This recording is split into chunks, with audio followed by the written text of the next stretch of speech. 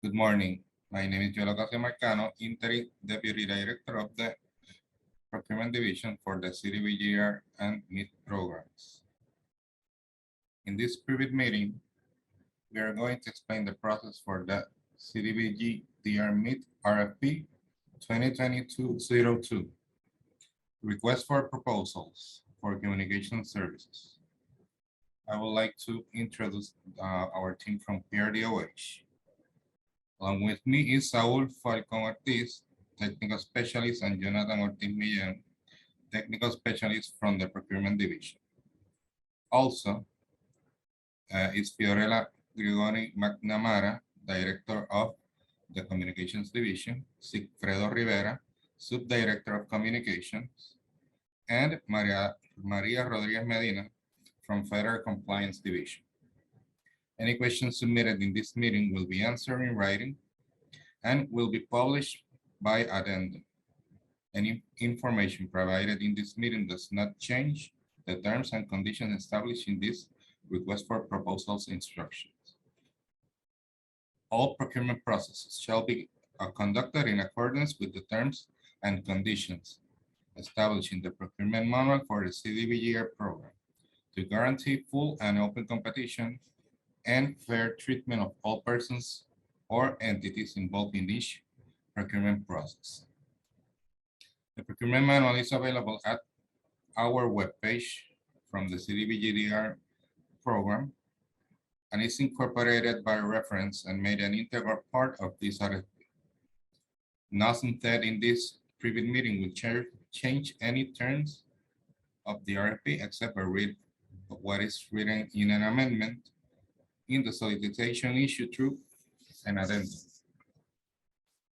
Now I will leave you with Fiorella Grigoni, who will explain you the scope of services. Fiorella. Hi, everybody. Good morning. Let me share my screen just a second.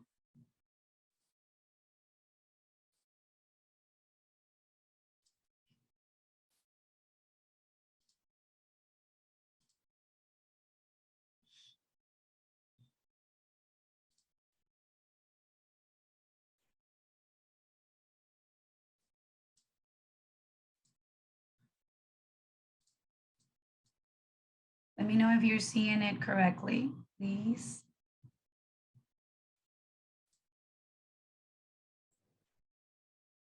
Joel, can you corroborate if you're seeing it? Yes, we're seeing it, but I don't know if you want to project it in full screen. It's not in full screen right now. Just a second, I'm sorry.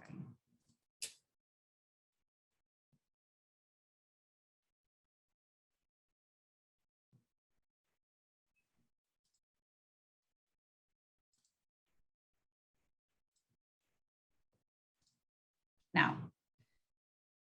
Yes, yes. Perfect. Thank you. And I'm so sorry for the lateness. First of all, thank you so much for your time in this private meeting. For us, it was very important to give you a bit of our insight and our point of view and the importance of this RFP, and that you understand a bit about our brand and our products, so you guys can propose and can make and have all the details to make this proposal for us. First of all, and I'm sorry for my apologies for the presentation is in Spanish, but as I'm speaking in English and every document, as you know, is in English. This is a complex, but particular RFP. So this is why I wanted to give you a bit of the perspective of what is the brand and what is the importance of the CDBG-DR funds. Give me a second. Yes. So first of all, the CDBG-DR is an allocation of $10 billion, specifically for disaster recovery after hurricanes Irma and Maria. And the importance of it is because we have the brand is CDBG-DR, and now actually, as you can see on the proposal on the RFP, is CDBG-DR and CDBG-MIT is both of them, and other allocations that are represented in the DR funds, that is electrical grid and earthquakes.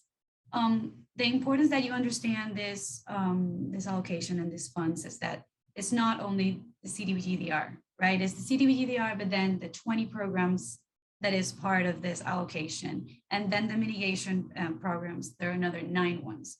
And each one of them has a specific targets and specific populations that we serve with each program. So of course you have all this information on the website, and so I will go through it very quickly.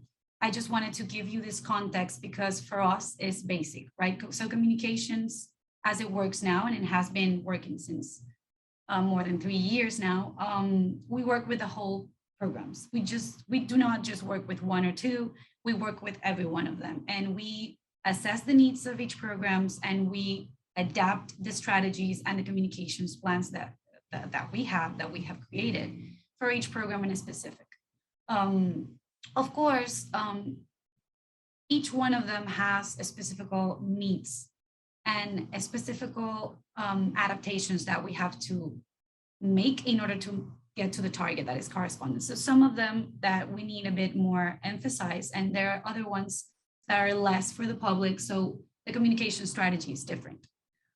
So these are the programmatic areas that we have right now. As I told you, in every way you can find all of this information in our website. That is part of the work that we do in communications. We work with website and every focus that we have on communications, TV programs, capsules, videos, events, massive events, small events, inaugurations, press releases, press conference, everything. So we also have the CDBG-MIT that is with this RFP is the 8.3 allocation. And this is also going to be 9 programs as well. They're very different from the DR funds, right? So this has no tie back to the storms. This is the only purpose is to mitigate further or future storms or any other natural disaster. So this is very important for us. This is actually the year we're starting with the program. So we're going to start in the next upcoming months. So that is part of the overall strategy that you have to include in your proposal. So this process, is, as I told you at the beginning, is a very particular process because you have 3 focuses, right? You have 3 ones. You have digital media, you have traditional media and creative services, and PR and public relations. The 3 of them, so why we decided to do the different 3 and not only 1. As we have understood the programs and we have worked with them side by side and understanding the needs of each program and the necessities and the form that communication works, it has been harder for us not to have strategy and specific plans for each one of these focuses.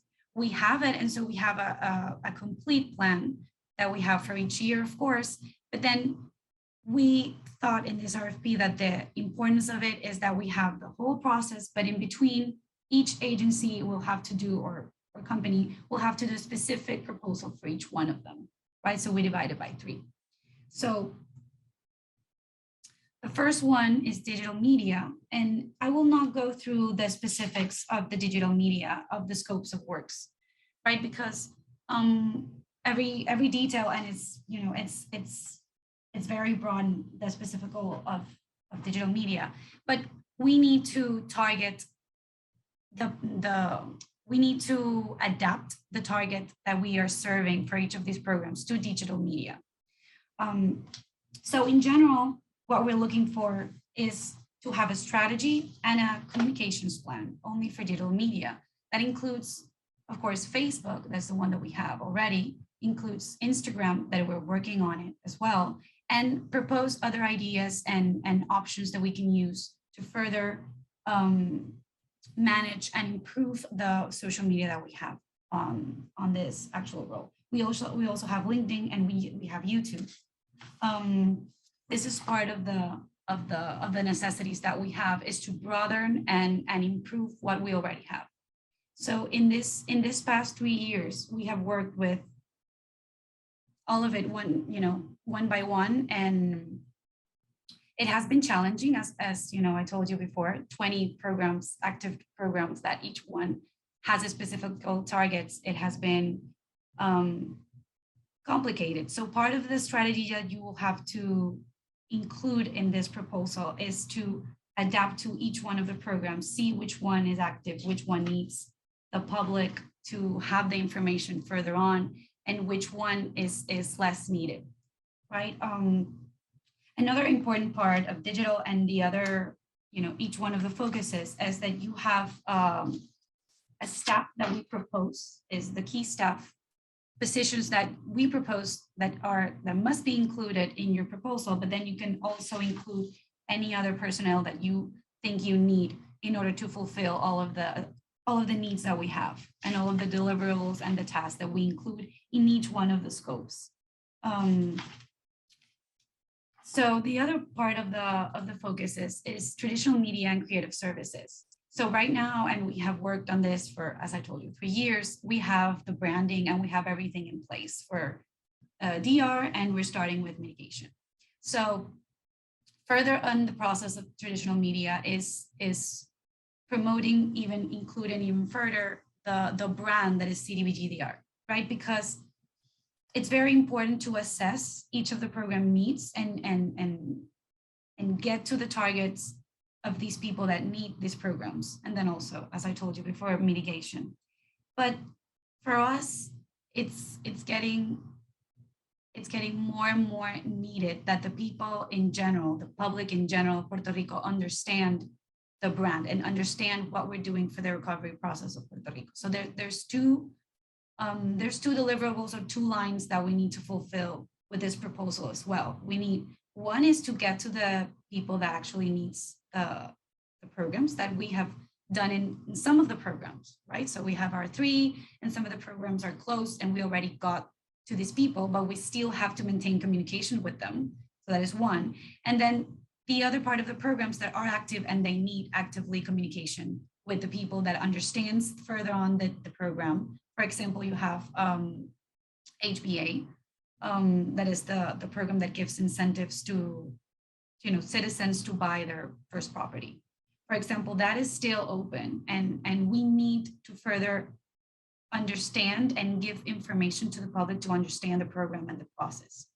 I'm giving examples so you can understand the difference. And then besides the need to get to the public, to specific public, to reaching out of them and call to action specifically to those programs, we have the overall need of the brand and the knowledge that this is what we're working for, right? So we have DR mitigation, and now with mitigation, it's an even complicated or more complex part of the job because we do have to include these other 9 programs. So right now we have a lot of people, a lot of citizens that don't necessarily understand what we're doing, what is DR doing in the next upcoming years, and what is the importance of it. The importance of understand what is the core of DR and how it got born and what was the genesis of the whole process of the DR funds, and the importance to understand that this is not something that comes after an emergency, right? For the emergency, right? This is a long-term process. So for mitigation is even longer, right? Because you are working in order to get more resilience for further or future natural disasters. So when mitigation starts, that is in the upcoming months, it's possible. I mean, we're going to have almost 30 programs at the same moment, right? Some of them are closed, and so we're going to have at least less than 30, but we will have a lot of programs serving different targets and parallel, and they're going to get in between, and it's going to be a bit complex so that people understand the difference, but then also to recognize the whole work that we are doing as a whole, right? As disaster recovery. So I got extensive with the traditional media, but basically with this focus is that we're trying to further on the importance of the brand, and that will be, of course, another institutional campaign and TV, radio, press, and that you could understand the needs that we have right now and to improve or get even more in depth with what we need to recognize and to get more the core of what is the disaster recovery funds. The PR is the last one of the focus that we have on this RFP. And well, of course, as you know, this is part of what we need as well in our program and in our communication services. So this is something that we have worked further on this last year, and I think you guys and everybody here that knows the agency and knows what we're doing could tell the difference in the last, I think, year and a half almost. The impact that we have made in every one of these focuses has been very recognizable, but then also we need to improve and further on the PR efforts. So we need to improve for the citizens, we need to improve for the people, the press also, what we're doing, right? In a manner that everybody could have the information week by week, all of the status and all of the changes and all of the improvements that we're doing and that has been doing for, you know, every day is a change and every day is a progress for our programs. And this is something that we need to improve as well. And we're looking for, as I told you, part of the traditional media with the PR is also part of what we have to do as a broader 360 understanding of the disaster recovery funds. And I could be repetitive to tell you, but it's going to be harder even further with the mitigation funds. So people can recognize both of them. And part of the proposal of you, if you guys has to include the importance of both of these funds, how to relate them, and then also how to manage them separately, because both of them assess different needs. So this is part of the core and the importance of what it is PR. So I think I am done. I would love to give you more details of each one of them, but we have worked on this RFP and this process of each one of these scopes very dedicatedly and very detailed. And this is, as you could tell, because you have all the packages, this is very extensive. So reading it to you or going point by point for the deliverables and tasks, it was going to be very, at least 1 hour or two. So for now, this is part of our presentation. Thank you so much. Thank you, Fiorella, for your information. Give me a second, please.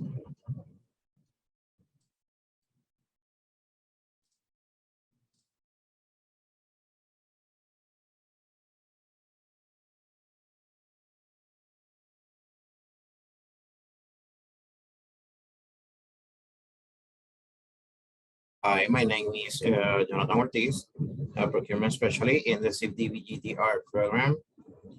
RFP documentation acquisition that are requests for proposal documents are available for download at the CDBG-DR website. Important dates for this RFP. Submission of question and request for clarification on or before June 9, 2022. Response to question and request for clarification June 16, 2022. Proposal due date, electronic submission only from June 28, 2022, 9 a.m. on or before June 30, 2022, 4 p.m. Submission of inquiry and addenda. Response to all proposers' question will be answered by addenda will be posted on the CDBG-DR website. Our procurement document pertaining to the procurement process, including addenda issued by the PRDOH, and will be available from download CDBG-DR website. Our prospective proposer must monitor the CDBG-DR website or prospective to Retry addenda if any issue for this procurement process. Proposal electronic submission. Request to the RFP submit after the prescribed deadline will be allowed. Submission or response to the RFP will only be accepted by electronic means. Proposer advises that the PRDOH will neither require no asset physical proposal submission. Its proposal are submit in both electronic and in paper format. The PRDOH will only consider the electronic format for evaluation. That a proposer will receive access to submit the electronic proposal after registration process. It's complete through the CDBG-DR website. At the schedule due date for electronic proposal submission, a link button will be enabled to provide access to the registration form. Complete or required field in the form proposal must be submitted within the closing date and time for proposal. As established in section 4.3 of this RFP, access to upload the electronic proposal with commented 3 business days before that schedule due date and time.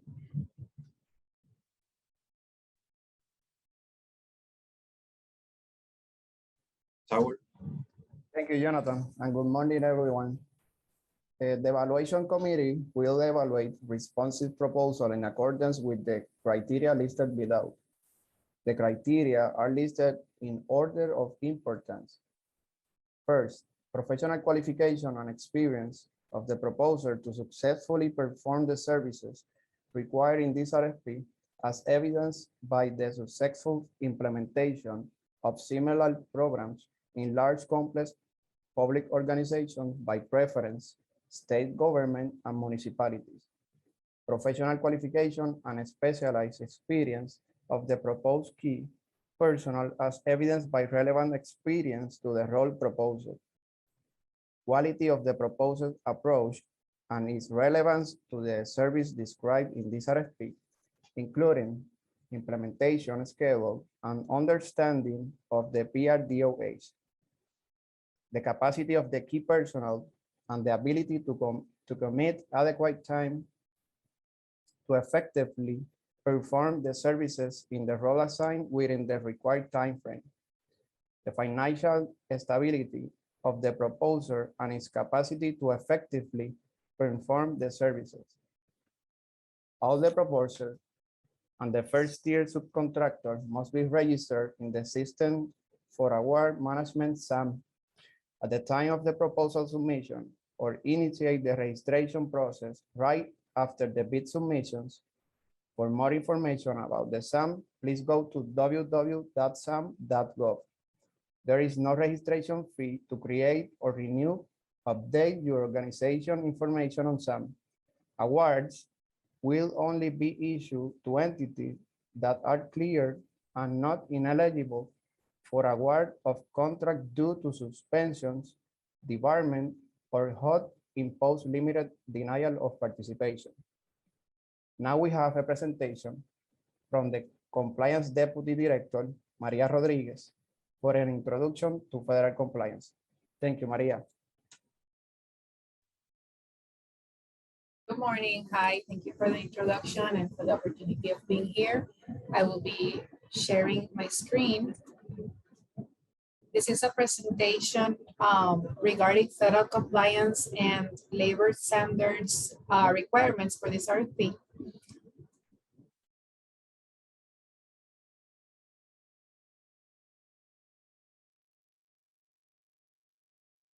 Here it goes. Hello, everyone. Thank you for the space to present compliance and labor standards requirements. This presentation is prepared in English. However, should anyone need this presentation in Spanish, you can request using the protocols for this RFP. I am representing the Department of Housing Federal Compliance team led by Maria del Carmen Figueroa. Today we will discuss as part of our agenda an overview of compliance roles and responsibilities. We will also cover some tools that are available online. We will also talk about documenting efforts, taking advantage of training that's made available, and reporting requirements as well as frequently asked questions. In this presentation, we will be discussing Section 3 training, hiring, and contracting opportunities, minority and women-owned business participation, and fair housing and equal opportunity. Contractors or subrecipients using CDBG-DR or CDBG-MIT funding have certain roles and responsibilities. These include assigning staff who will attend the day-to-day implementation of federal compliance requirements, attending trainings and workshops, using tools and templates, executing the activities, and completing documentation that's required. You can also participate in Department of Housing sponsored technical assistance sessions. You must complete quarterly reporting and comply with the reporting requirements. The procurement package contains language that offers contractors the ability to seek bonus points. Please remember to use the references and the templates that are made available and that we will be discussing in this presentation. Proposers seeking Section 3 bonus points should provide their self-certifications and sufficient evidence for how they qualify as a Section 3 business. The Department of Housing offers a template on their website. Proposers who are seeking MBE or WBE bonus points should provide a copy of their MWBE certification to provide evidence of this status. The certificates provided should show the dates and indicate that they are currently active. The procurement package contains sections that speak to the applicability and the requirements for MWBE. Within those sections, you will find helpful links to online resources that are made available, such as the policy guide. Procurement packages also contain language for Section 3 under 24 CFR 75. Although for this particular procurement, the contractor awarded will not need to comply with Section 3. However, you may find the information useful if you are seeking to prove Section 3 status to earn potential bonus points. Let's talk about Section 3. Section 3 is a federal requirement from the Housing and Urban Development Act of 1968. This requirement states that we should provide to the greatest extent feasible job training, employment, contracting, and other economic opportunities generated by this HUD financial assistance to be directed to low and very low income persons and businesses. The Department of Housing makes available a Section 3 policy guide on their website, both in English and in Spanish. Contractors must read and implement activities as applicable and necessary. They also are responsible for their subcontractors assuring that benchmarks are met. For Section 3 projects, 24 CFR 75 has established the following benchmarks.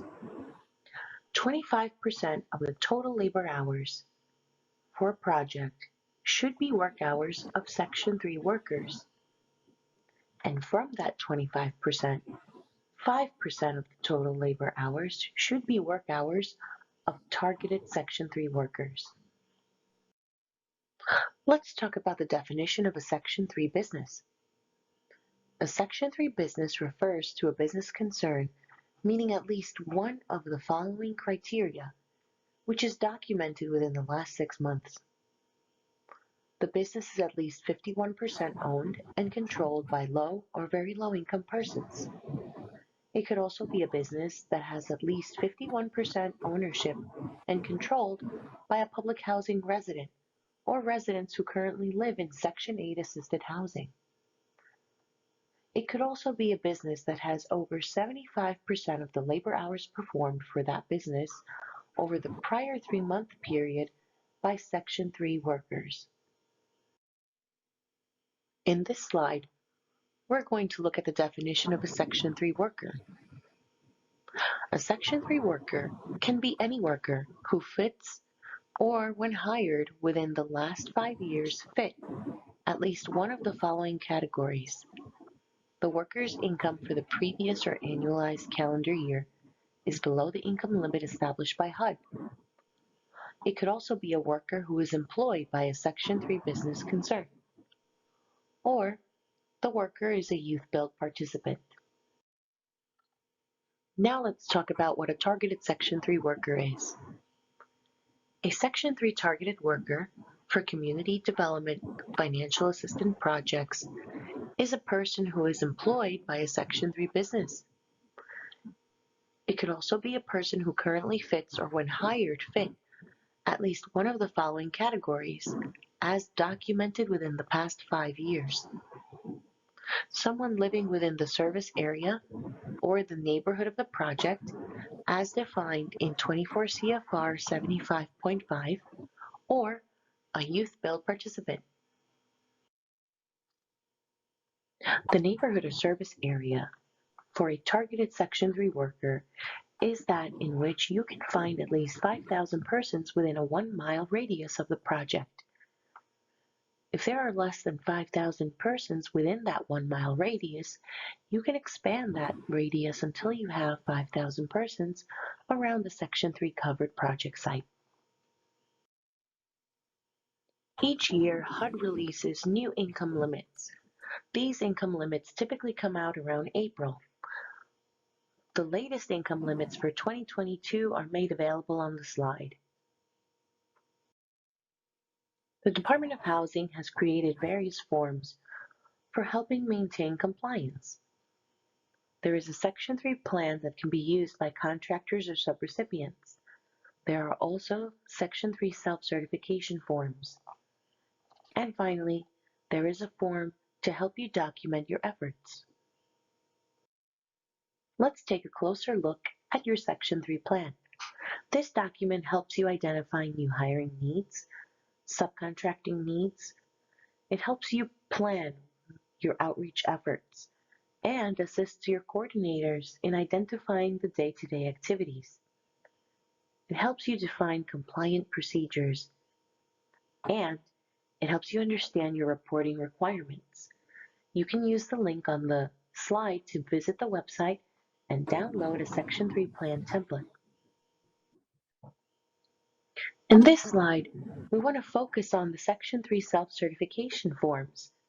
These useful tools help you uncover if workers or subcontracting businesses meet the income thresholds required. HUD offers also a business registry. This registry allows you to register yourself as a Section 3 business.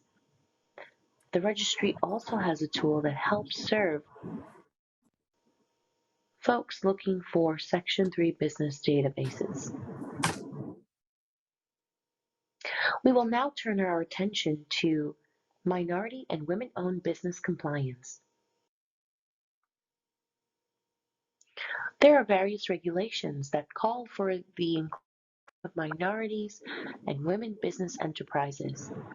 2 CFR 200.321, as well as Executive Orders 11625, 12138, and 12432 establish the participation of MWBE firms, which seek to ensure that when possible, contracts and other economic opportunities funded in whole or in part with federal housing and community development assistance are directed to minority business enterprises and women business enterprises.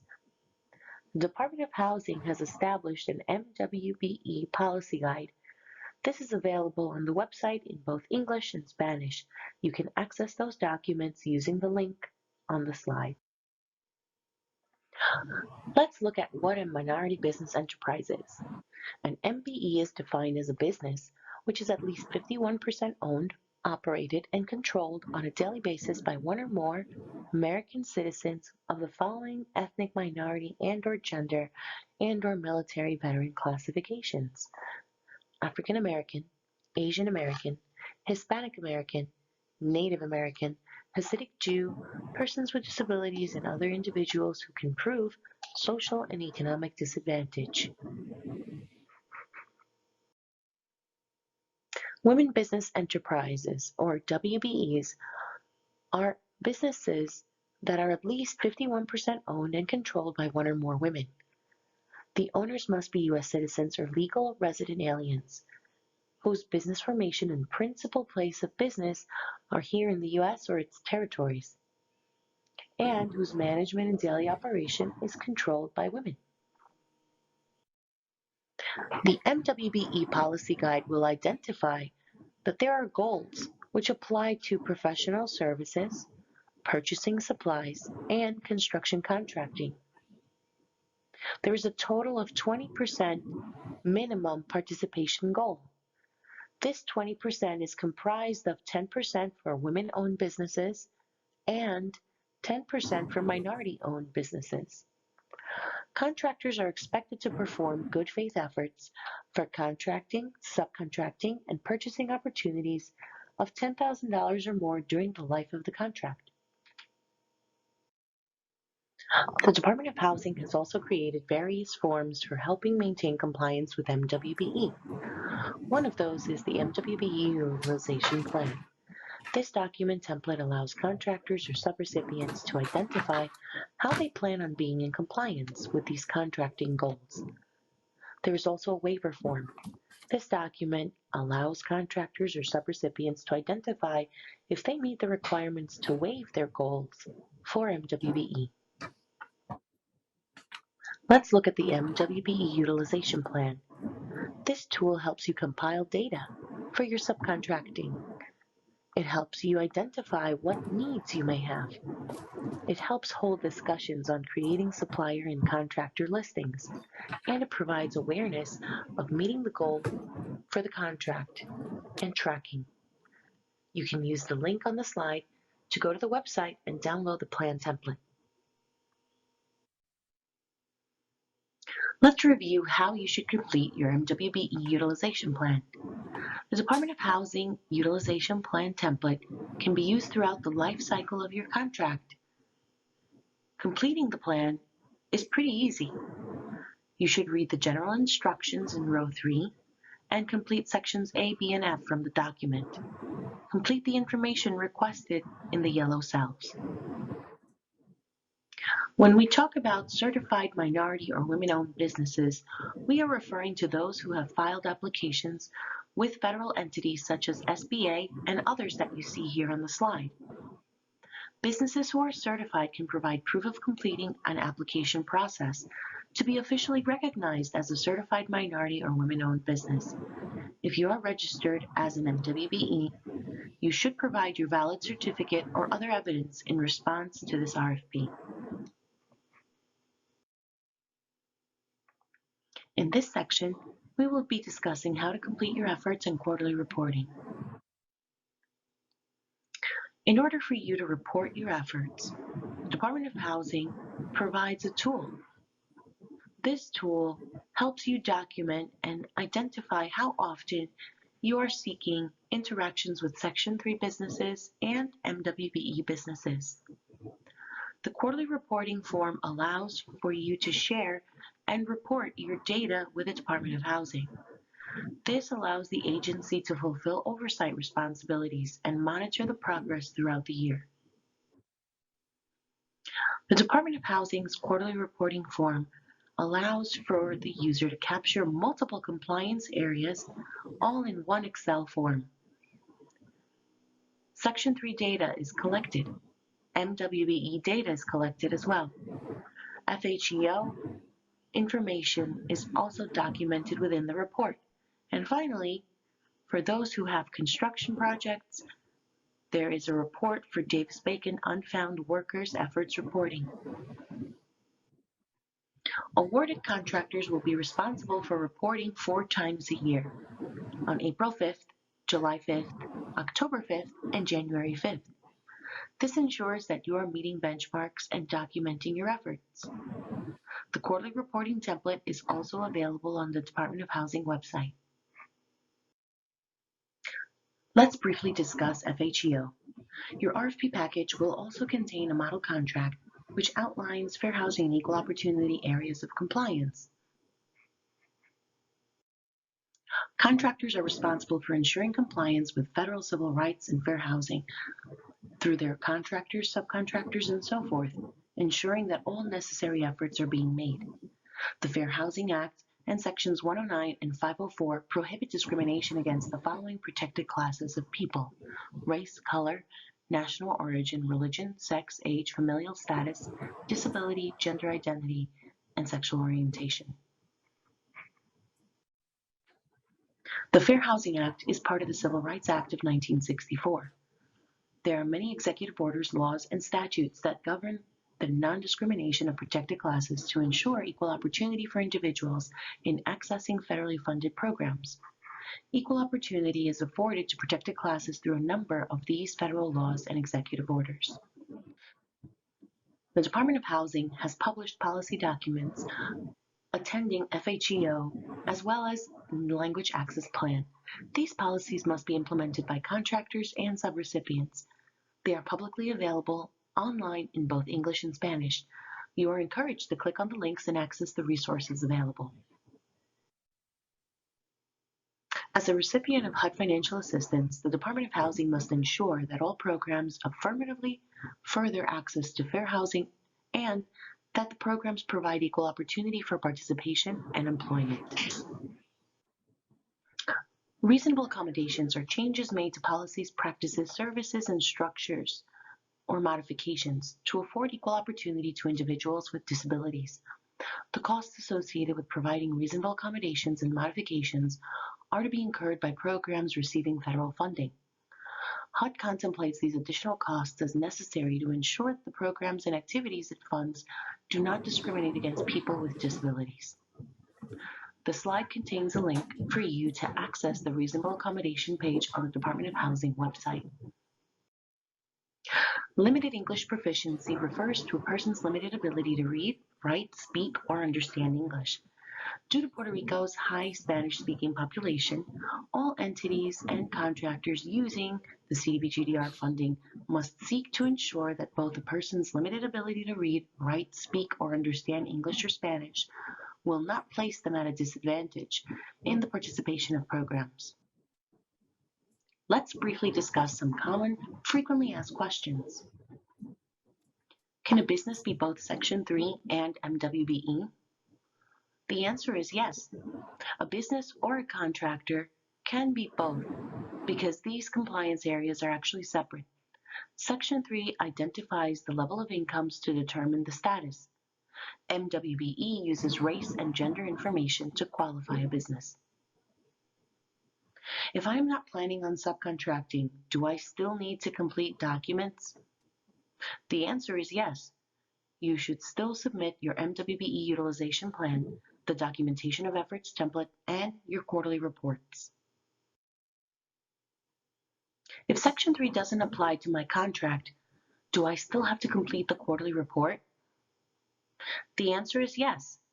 You will have to complete the MWBE portion of the report and the portion of the report that attends to FHEO. If I'm either an MBE or WBE, do I fulfill the total goals? You may have safe harbor for one of the goals for MWBE participation of 10%, but you will still have an additional 10% goal to show good faith efforts for any subcontracting or purchasing you perform with the CDBG-DR and CDBG-MIT funding. What happens if I don't fulfill the goals before the end of my contract? All awarded contractors should perform and document their efforts. The Department of Housing has developed templates discussed in this presentation that help you complete the exercise. You can submit a waiver before the end of your contract for approval. This waiver request should be submitted with the efforts and justification as appropriate. Thank you for attending today's training. We hope you found the material helpful. Please remember to direct all your questions through the established protocols for this procurement. Thank you to the procurement team for allowing us to present this material. I will stop sharing the presentation so you can continue with the session.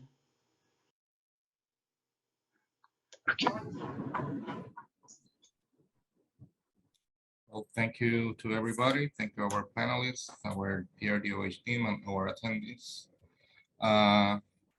This will conclude our meeting. Please be aware of the due dates and go to our webpage and download all the documents for this RFP process. Again, thank you very much and have a good day.